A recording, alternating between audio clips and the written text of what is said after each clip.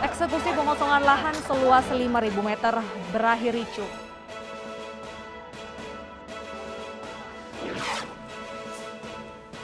Turap longsor di perumahan Ciputat Timur belum diperbaiki pemerintah setempat.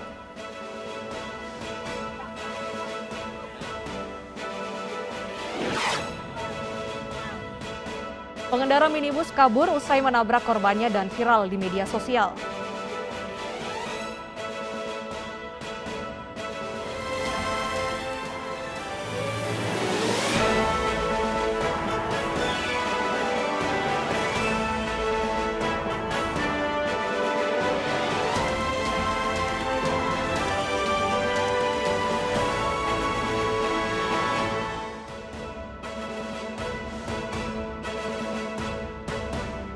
Selamat siang pemirsa, saya Oson Purba kembali hadir dalam iNews Siang di akhir pekan ini. Selain 3 informasi utama tadi, redaksi kami juga telah menyiapkan beragam informasi menarik lainnya. Dan informasi pertama akan disampaikan oleh Berdeta Ginting. Selamat siang Deta, informasi apa yang kita punya di iNews Siang hari ini? Selamat siang Wilson dan juga pemirsa, hari ini kita memiliki informasi terkait dengan promo BTS Meal yang ternyata berdampak pada pelanggaran protokol kesehatan. Apa tanggapan Barisan Army, pecinta BTS garis keras dengan rencana penghentian promo ini? Serta kami akan membahas wacana pemerintah yang akan menjatuhkan pajak pada biaya pendidikan anak-anak. Semuanya kami rangkum selama 60 menit ke depan. Dan pemirsa, inilah News Siang selengkapnya.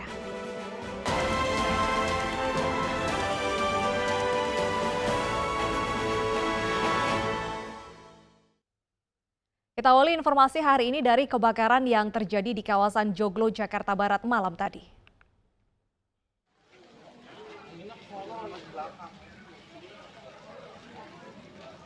Kebakaran terjadi di Jalan Sayur Asem, RT 9 RW 6 Kelurahan Joglo, Kecamatan Kembangan, Jakarta Barat yang menghanguskan 4 kios malam tadi. 8 mobil pemadam dari suku dinas Damkar Jakarta Barat dan Tangerang Selatan dikerahkan untuk memadamkan api. Menurut warga, kebakaran diduga akibat terjadi korsleting listrik dari salah satu kios. Api juga sempat merembet ke dapur salah satu rumah warga. Tidak ada korban jiwa karena penghuni kos berhasil menyelamatkan diri. Nah, awalnya dari listrik warung sini Pak, kios. Kios mematikan api, terus karena memang apinya langsung besar, gas pada meledak. Ya, itu alhamdulillah Bang Wir datang. Sementara dugaan arus pendek listrik. Arus pendek listrik ya. Ada korban jiwa Pak, dan untuk kesulitannya apa Pak?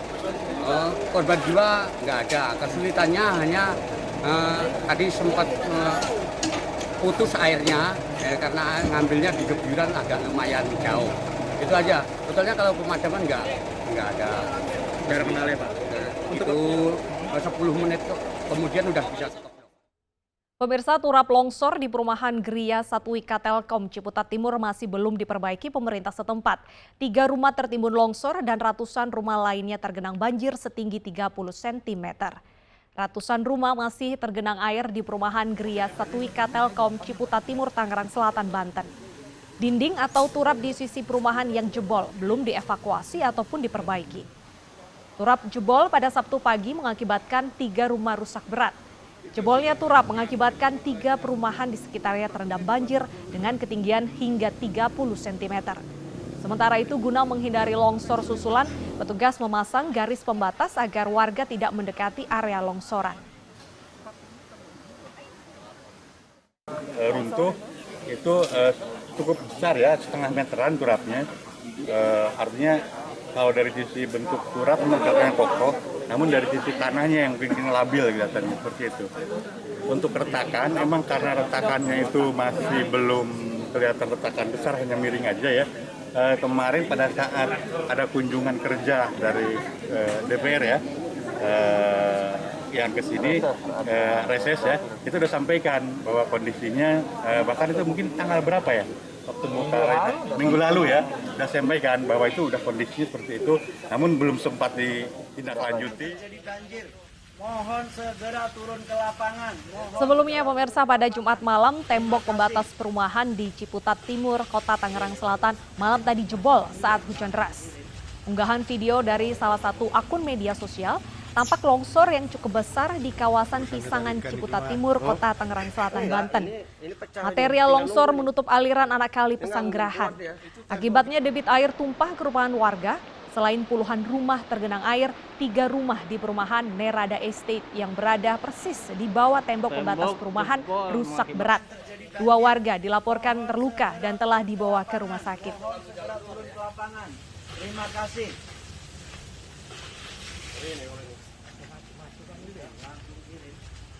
Tangerang Selatan. Urusan ketarikan itu mah. Oh? Enggak, ini pecah ini, tinggal nunggu ini. Iya. Ini nggak mungkin kuat ya. Itu tembok.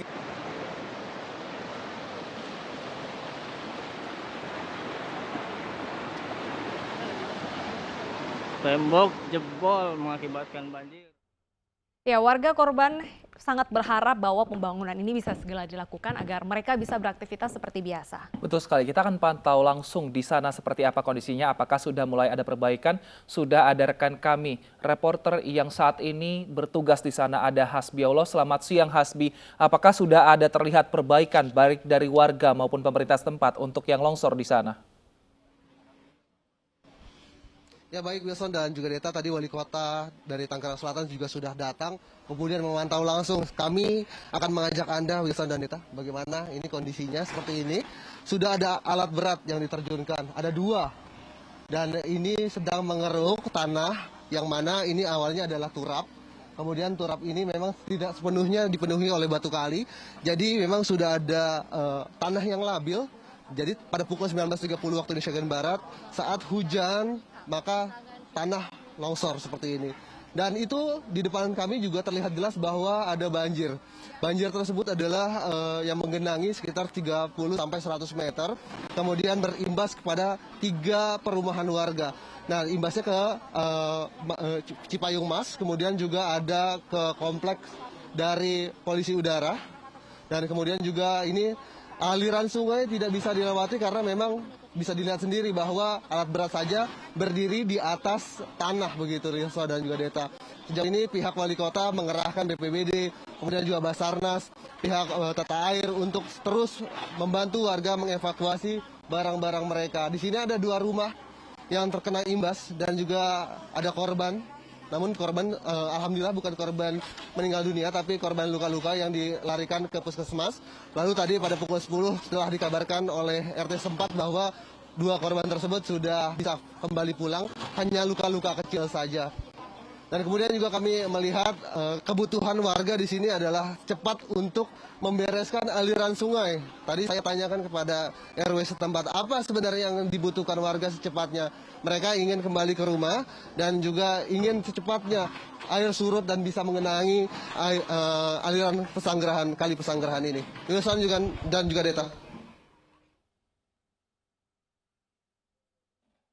Baik, lantas bagaimana kondisi terkini di sana? Akses warga untuk keluar masuk wilayah tersebut, apakah ada jalur alternatif lain? Untuk sementara jalurnya ditutup. Untuk yang di bawah, ini beda daerah. Ini ada yang di atas tempat saya berdiri adalah daerah Pisangan. Sementara yang di bawah adalah daerah Cipayung, Ciputat, Tangerang Selatan. Kemudian ini sudah berbeda daerah. Di sini jalan sudah ditutup. Kalau tempat saya berdiri sudah ditutup karena hampir sebagian jalur sudah tergerus ke bawah. Sedangkan yang di bawah juga ditutup dikarenakan memang tergenang air sampai 30 sampai 100 meter. Jadi bahkan kendaraan roda 2 pun dengan aliran air yang cukup kuat di sana, maka tidak bisa untuk melintas. Begitu, Wilson dan juga Deta.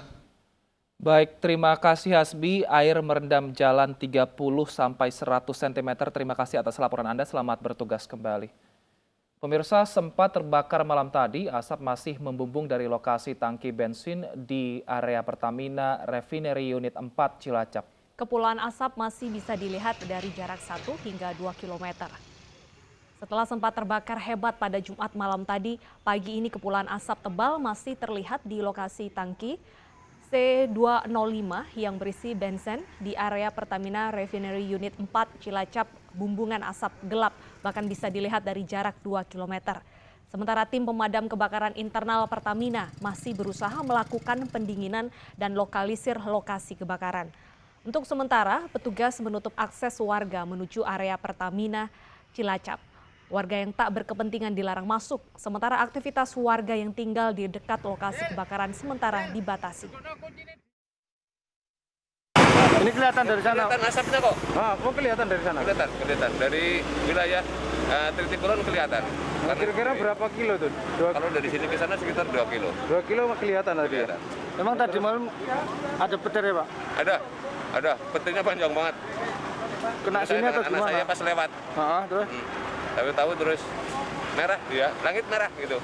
Tapi tidak terjadi suara ledakan tuh enggak saya nggak mendengar gitu. Tahu-tahu ada ini. Allahu Akbar. Sebelumnya kebakaran terjadi di area Pertamina Refinery Unit 4 Cilacap, Jawa Tengah. Kebakaran terjadi sekitar pukul 19.45 waktu Indonesia Barat.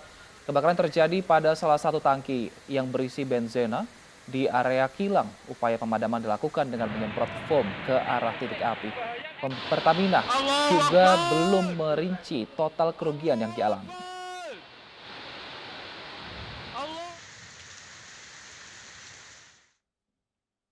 Eksekusi pengosongan lahan seluas 5.000 meter persegi di Medan, Sumatera Utara berakhir ricuh. Masa berusaha mempertahankan lokasi yang diklaim milik pengusaha perikanan agar tidak dirobohkan.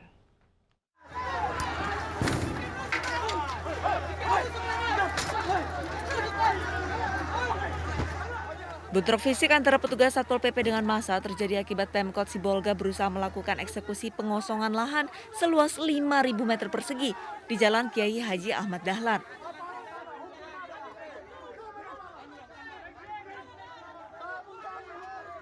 Selain bentrok fisik, hujan batu juga mewarnai keributan antara petugas Satpol PP Kota Sibolga dengan massa. Massa mempertahankan lokasi tangkahan kapal perikanan agar tidak dirobohkan alat berat yang dikerahkan Pemkot Sibolga.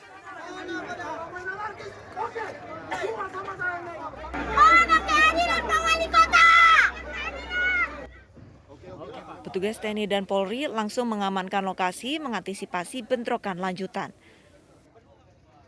Sementara itu Pemkot Sibolga akan melanjutkan eksekusi lanjutan. Dari Sibolga, Sumatera Utara, Raymond iNews melaporkan. Pemirsa, seorang pria pemilik penginapan di Kabupaten Malang, Jawa Timur tewas di atap gedung losmen miliknya. Diduga korban tewas akibat tersengat listrik saat memperbaiki alat otomatis tandon air.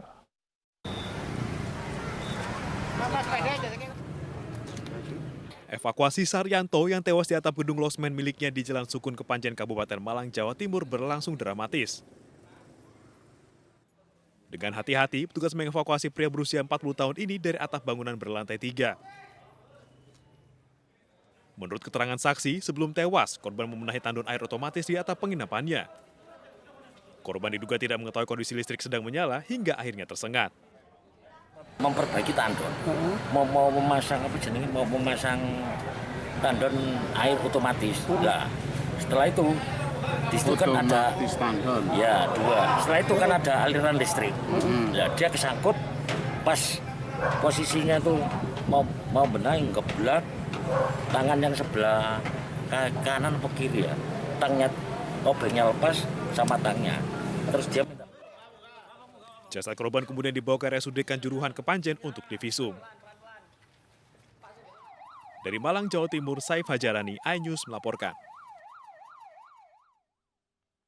Hasil otopsi jasad tanpa identitas yang kondisinya terbakar di Kabupaten Maros pada Jumat pagi akhirnya rampung. Petugas menemukan tindakan kekerasan kepada korban karena menemukan luka benda tumpul.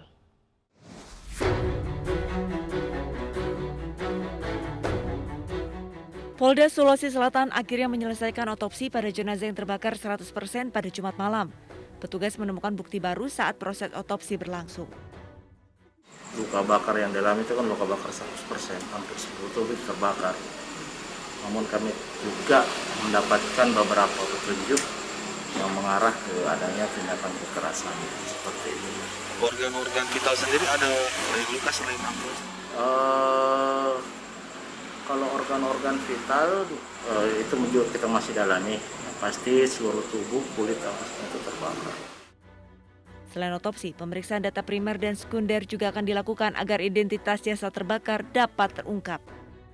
Berdasarkan hasil pemeriksaan sementara, jasad berjenis kelamin laki-laki dengan usia antara 16 hingga 26 tahun. Sebelumnya pada Jumat pagi, warga dikagetkan dengan temuan jasad yang hangus terbakar di bahu Jalan Bukit Tompo Ladang, Maros, Sulawesi Selatan. Hingga kini, kepolisian masih menyelidiki terkait temuan jasad dan menunggu hasil pemeriksaan forensik serta lapor Polda Sulsel. Dari Makassar, Sulawesi Selatan, Tim Liputan iNews melaporkan. Polisi menemukan 3 botol minuman saat olah TKP keracunan massal di Lapas Kelas 2A Kerobokan, Bali. Informasi selengkapnya kami hadirkan usai jeda.